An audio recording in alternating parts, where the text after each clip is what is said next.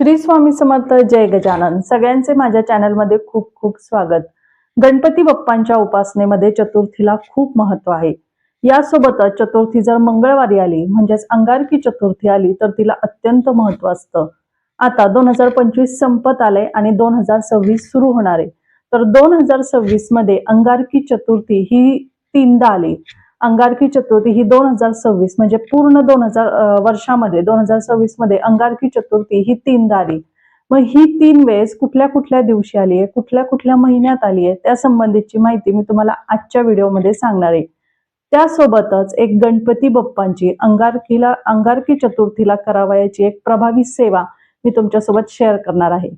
ही सेवा 120 दिवस करायची आहे. मग ही सेवा कुठली करायची, कशी करायची, त्या संबंधीची माहिती मी तुम्हाला आजच्या व्हिडिओत सांगणार आहे. तरी व्हिडिओ शेवटपर्यंत पहा, व्हिडिओ स्किप न करता पहा. हिंदू पंचांगानुसार प्रत्येक महिन्यातील शुक्ल किंवा कृष्ण पक्षातील येणाऱ्या चतुर्थीला गणपती बाप्पांची पूजा केली जाते.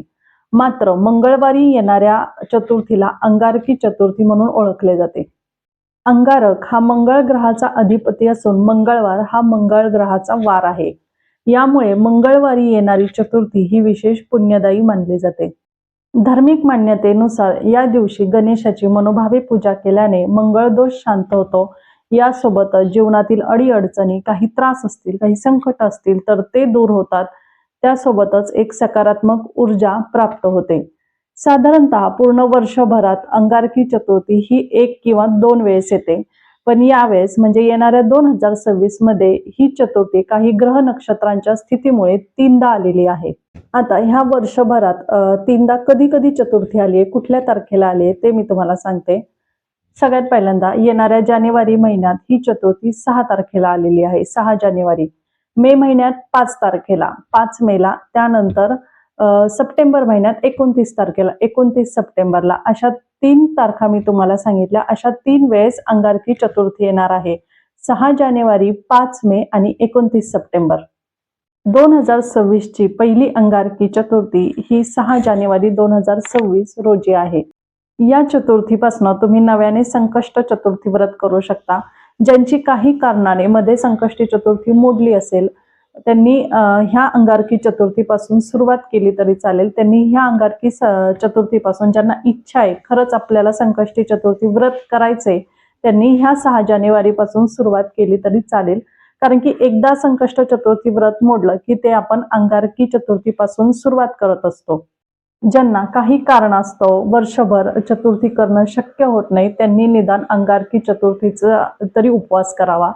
कारण की असं म्हणलं जातं की ज्यांना शक्य नसतं वर्षभर चतुर्थ्या करणं, त्यांनी जर हा अंगारकी चतुर्थीचा उपवास केला तर त्यांना वर्षभर केलेल्या चतुर्थीचं फळ हे मिळतं. त्यामुळं निदान तुम्हाला जमत नाही ना वर्षभर चतुर्थ्या करायचं, तर फक्त तुम्ही अंगारकी चतुर्थीचा तरी उपवास करावा आणि गणपती बाप्पाची जेवढी जमेल तेवढी सेवा करावी.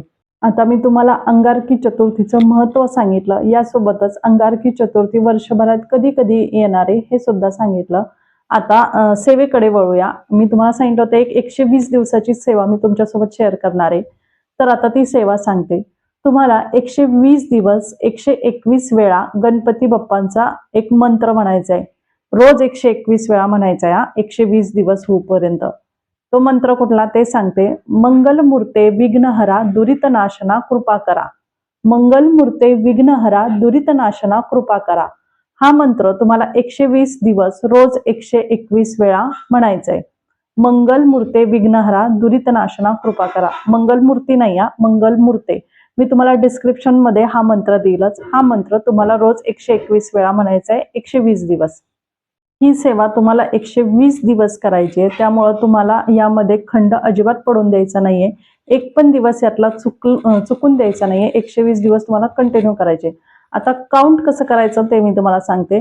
तुम्ही तुमच्या याच्यावर आहे. आता 121 तुम्ही धान्य घ्या, गहू किंवा तांदूळ घ्या 121. मग ते एक एक करून असं बाजूला करून करा. किंवा मग तुम्ही डाळी वगैरे घेऊ शकता. नाहीतर तुम्ही काडीपेटीच्या काड्या घ्या 121, तुमच्या याच्यावर आहे.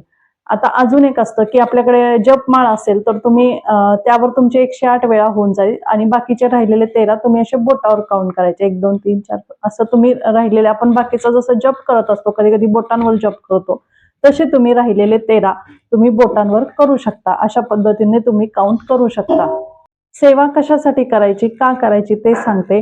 विवाह समस्या असेल, संतती समस्या असतील किंवा मग एखादं काम अडकलेलं असेल, एखादी इच्छा असेल, खूप दिवसापासून तुम्ही प्रयत्न करताय एखादी इच्छा पूर्ण होण्यासाठी, ती तुमची इच्छा पूर्ण होत नाहीये त्यासाठी, अडकलेले पैसे असतील, समजा एखाद्याला तुम्ही स्वकष्टाचे पैसे दिलेत, स्वतः कष्ट करून पैसे दिलेत उसने आणि खूप दिवस झालं ती व्यक्ती तुमचे पैसे देत नाहीये, ते पैसे मिळवण्यासाठी सुद्धा तुम्ही ही सेवा करू शकता. तुमचे बाकीचे पण कुठले काही कारण असतील, आजारपण, नोकरी वगैरे, त्यासाठी सुद्धा तुम्ही ही सेवा करू शकता. आता सेवा कशी करायची ते सांगते. आता जे सांगते हे तुम्ही पहिल्या दिवशी कसं करायचं हे मी तुम्हाला सांगते. सेवा सुरू करताना पहिल्या दिवशी तुम्हाला सकाळी लवकर उठायचे, छान स्नान वगैरे करून स्वच्छ व्हायचे, त्यानंतर घरातली देवपूजा करायची. देवपूजा झाल्यानंतर तुम्हाला गणपती बाप्पांच्या मंदिरात जायचे. गणपती बाप्पांच्या मंदिरात जाताना तुम्हाला काही वस्तू ह्या घेऊन जायच्यात. ह्या वस्तू जवळपास सगळ्यांकडेच असतात, त्यामुळे तुम्ही ह्या वस्तू घेऊन जाण्याचा प्रयत्न करा. जाताना तुम्हाला 2 विड्याची पाने, त्यावर 1 सुपारी आणि ₹1 एक कॉइन. 2 विड्याची पाने, 1 सुपारी, ₹1 एक कॉइन, नारळ, गुळ खोबऱ्याचा नैवेद्य, यासोबतच तुम्हाला लाल फूल, जास्वंद असेल तर उत्तम, नाहीतर मग कुठलंही लाल फूल, गुलाब वगैरे ते तुम्ही घेऊन जाऊ शकता, आणि डाळिंब. ह्या सेवेमध्ये डाळिंबाला खूप महत्व आहे, त्यामुळे तुम्ही डाळिंब मिळवण्याचा प्रयत्न करा. भेटत नसेल, खूप शोधूनही तुम्हाला मिळालं नाही, तर तुम्ही दुसरं कुठलंही एखादं फळ घेऊन जा, पण शक्यतो डाळिंब मिळवण्याचा प्रयत्नच करा. ह्या सगळ्या गोष्टी तुम्हाला मंदिरात गणपती बाप्पांना घेऊन जायच्यात. मंदिरात गेल्यानंतर तुम्हाला ह्या सगळ्या वस्तू एखाद्या ताटात वगैरे काढून घ्यायच्या. डाळिंब, नारळ, 2 विड्याची पानं, त्यावर कॉइन, ₹1 कॉइन आणि सुपारी, गुळ खोबऱ्याचा नैवेद्य, असं सगळं तुम्हाला एका ताटात काढून घ्यायचे. आणि नंतर गणपती बाप्पांना हात जोडून प्रार्थना करायची की गणपती बाप्पा, हे गणपती बाप्पा, मी तुमची 120 दिवसांची ही सेवा करणार आहे. माझ्या ह्या इच्छेसाठी मी तुमची ही सेवा करणार आहे. तरी बाप्पा, माझी ही इच्छा पूर्ण होऊ दे, माझ्यावरचं हे संकट जाऊ दे, अशी बाप्पांना प्रार्थना करायची. आणि नंतर ते सगळं गणपती बाप्पांच्या मंदिरात ठेवायचंय तुम्हाला. गणपती बाप्पांचं मंदिर हे प्रत्येक गावात असतं, प्रत्येक ठिकाणी असतं, त्यामुळे तुम्हाला हे गणपती बाप्पांच्या मंदिरात जाऊनच करायचे पहिल्या दिवशी. मग घरी गणपती बाप्पांसमोर ठेवलं तर चालेल का? तर नाही, अजिबात नाही. तुम्हाला हे सगळं गणपती बाप्पांच्या मंदिरातच ठेवायचंय. मंदिरात जेवढी सात्विकता असते ना, तेवढी घरी नसते. हा, घरी देवघर वगैरे असतं, पण जेवढी आपल्या घरात पॉझिटिव्हिटी असते तेवढीच निगेटिव्हिटी पण असते, घरात वादविवाद वगैरे पण असतात. त्यामुळे हे सगळं तुम्हाला मंदिरातल्या गणपती बाप्पांसमोरच ठेवायचे. ह्या सगळ्या गोष्टी ठेवल्यानंतर तुम्हाला पहिल्या दिवशीची जी सेवा आहे ती तुम्हाला शक्य झालं तर मंदिरात करण्याचा प्रयत्न करायचा आहे.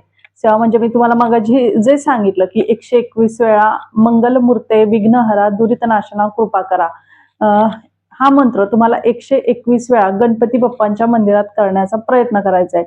जर नाही तुम्हाला करता आलं, तिथं बसू देत नसतील, आता अंगारकी चतुर्थी म्हटल्यावर खूप गर्दी असेल, तिथं तुम्हाला एवढा वेळ थांबणं जमणार नाही, मग अशा वेळेस तुम्ही घरी करू शकता. पण शक्य झालंच तर तुम्ही मंदिरात करण्याचा प्रयत्न करा.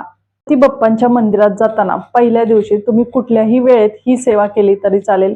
सकाळी जात असाल तर सकाळी जा, किंवा कधी कधी सकाळी आणि संध्याकाळी खूप गर्दी असते मंदिरात, मग अशा वेळेस तुम्ही दुपारी केली तरी चालेल. फक्त दुसऱ्या दिवसापासून ज्यावेळेस तुम्ही घरी सेवा सुरू करणार आहे, दुसऱ्या दिवसापासून तुम्हाला घरी सेवा करायची, त्यावेळेस तुम्ही एकच टाइम ठेवा. जर आज सकाळी सेवा केली ना, तर पुढचे सगळे दिवस तुम्हाला आज सकाळीच सेवा करायची. जर दुपारी केली तर रोज तुम्ही दुपारीच करा. सेवेचा हा एक वेळ असला तर खूप चांगला असतं, त्यामुळे शक्यतो एकाच वेळेत सेवा करण्याचा प्रयत्न करा, एकाच वेळेला. जर एखादा दिवस तुम्ही कधी गावाला गेला, काही अडचण असेल तर तेवढा दिवस ठीक आहे, पण रोज रोज तसं करू नका. एकाच वेळेला सेवा करण्याचा प्रयत्न करा. आज सकाळी तर उद्या पण सकाळी, रोज सकाळीच करा. फक्त पहिल्या दिवशी अंगारकी चतुर्थीला तुम्हाला ज्या वेळेस शक्य असेल मंदिरात जाणं, त्यावेळेस तुम्ही करा. बाकी घरी जेव्हा सेवा करणार असाल त्यावेळेस एकच टाइम ठेवा, त्याच टाइम मध्ये तुम्ही ती सेवा करा. आता सेवा कशी करायची ते सांगितलं. जर तुम्हाला यामध्ये काही अडचण असेल, काही समजलं नसेल, तर मला कमेंट्स मध्ये विचारा, मी त्याच्यावर नक्कीच उत्तर देईल. आता नियम सांगते. तुम्हाला सेवेमध्ये ब्रह्मचर्याचं पालन करायची गरज नाहीये, पण तुम्हाला 120 दिवस मांसाहार वर्ज्य करायचा आहे. नॉनव्हेज, मांसाहार तुम्हाला खायचं नाहीये. त्यानंतर तुम्हाला समजा आता मासिक धर्म आला तर तेवढे 5 दिवस थांबायचे आणि नंतर तुमची सेवा तुम्हाला कंटिन्यू करायची. समजा सेवेचे 5 दिवस झाले आणि मला मासिक धर्म आला, तर मी परत पुढचे 5 दिवस थांबणार. मग त्या 5 दिवसामध्ये सेवा नाही करणार आणि 6व्या दिवसापासून परत माझी सेवा पुढे कंटिन्यू करणार. जर सुतक आलं, विटा आलं, मग अशा वेळेस तुम्हाला खूप गॅप घ्यावा लागेल. मग अशा वेळेस तुम्हाला परत सेवा कंटिन्यू करता येणार नाही. परत येणाऱ्या चतुर्थीला तुम्हाला पहिल्या दिवसापासून 120 दिवस सेवा करायची. मग तुम्ही आधी कितीही दिवसाची तुमची सेवा होऊ द्या, 10 दिवसाची, 15 दिवसाची, पण तसं चालणार नाही. सुतक आणि विटाळमध्ये खूप गॅप असतो, त्यामुळे तुम्हाला परत पहिल्यापासून सुरुवात करावी लागेल. त्यासोबतच 120 दिवस तुम्हाला परान्न घ्यायचं नाहीये. दुसऱ्यांच्या हातचं किंवा दुसऱ्यांच्या घरचं खायचं नाहीये. माहेरचं खाऊ शकता, आईच्या हातचं वगैरे, पण खूप लांबचं वगैरे असलं कोणाच्या हातचं खाऊ नका. अन्नातनं पण खूप दोष लागतात, त्यामुळे शक्यतो परान्न घेणं टाळा, परान्न घेऊ नका. तर असे सेवेचे मी तुम्हाला नियम सांगितले. तर अशी ही सेवा आहे. सेवा करताना मन स्वच्छ ठेवा, मन पवित्र ठेवा. अगदी मनोभावे गणपती बाप्पाची पूजा करा, गणपती बाप्पांची सेवा करा.